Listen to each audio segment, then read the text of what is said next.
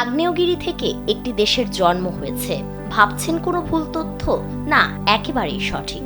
সমুদ্রের নিচে একের পর এক ভয়াবহ আগ্নেয়গিরির বিস্ফোরণ, আর সেই আগুন থেকেই জন্ম নিয়েছে একটি পুরো দেশ। হ্যাঁ, আইসল্যান্ড আসলে তৈরি হয়েছে আগুন থেকে। আমরা সাধারণত আইসল্যান্ডকে বরফ আর তুষারের দেশ হিসেবে চিনি, কিন্তু এই দেশের আসল গল্প অনেক বেশি ভয়ঙ্কর, রহস্যময় এবং অবিশ্বাস্য।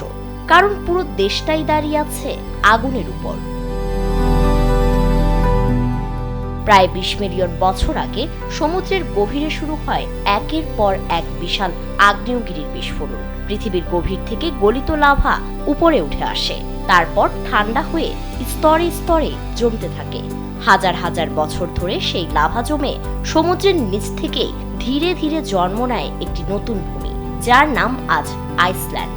সংক্ষেপে বললে, আগ্নেয়গিরির বিস্ফোরণ, ভূকম্পন আর পৃথিবীর অভ্যন্তরীণ পরিবর্তনের মাধ্যমে তৈরি হয়েছে এই দেশ।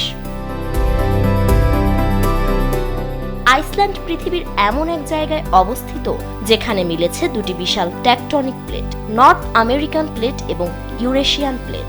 এই প্লেটগুলো সবসময় নড়াচড়া করছে, কখনো একে অপরের কাছাকাছি আসছে, আবার কখনো ধীরে ধীরে দূরে সরে যাচ্ছে।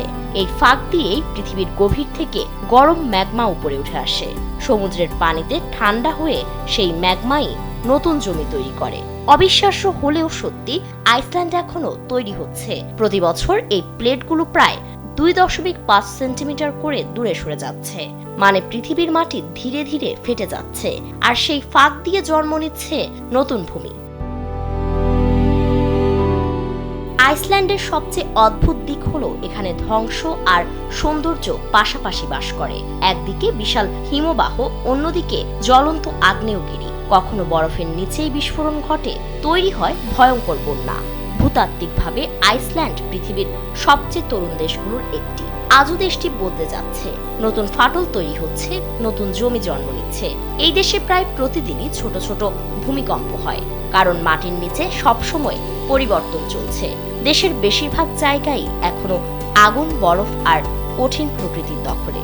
এমনকি আইসল্যান্ডের কিছু এলাকা এতটাই ভিন্ন যে নাসা সেখানে মহাকাশ মিশনের ট্রেনিংও করেছে। ফারিন রহমান, প্রীতি, কালবেলা।